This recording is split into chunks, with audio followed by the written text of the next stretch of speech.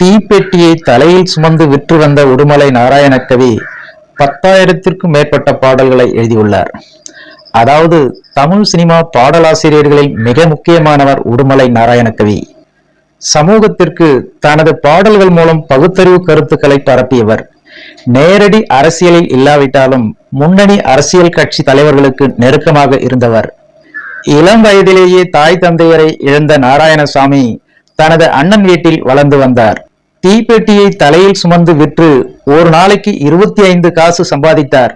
வறுமையின் காரணமாக பள்ளி படிப்பை 4வது வகுப்போடு முடித்துக் கொண்ட அவர் கிராமிய கலைகள் மீது ஆர்வம் கொண்டு அதனை கற்றார். உடுமலை சரபமுத்து சாமி கவிராயரிடம் நாடக நடிப்பையும் பாடல் எழுதுவதையும் கற்றார். அதன் பின்னர் சங்கரதாஸ் சாமியிடம் நாடக கலையையும் கற்று தேர்ந்தார். ஆரம்ப காலகட்டத்தில் விடுதலை வேட்கையை தூண்டும் பாடல்களை எழுதினார்.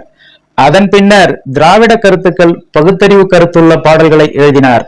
சந்திரமோகனா என்ற திரைப்படத்தில் தனது முதல் பாடலை எழுதி திரையுலகில் அடியெடுத்து வைத்தார். தனி பாடல்கள், சினிமா பாடல்கள் ஆகிய எல்லாவற்றையும் சேர்த்து 10,000த்திற்கும் மேற்பட்ட பாடல்களை எழுதியுள்ளார் உடுமலை நாராயணகவி.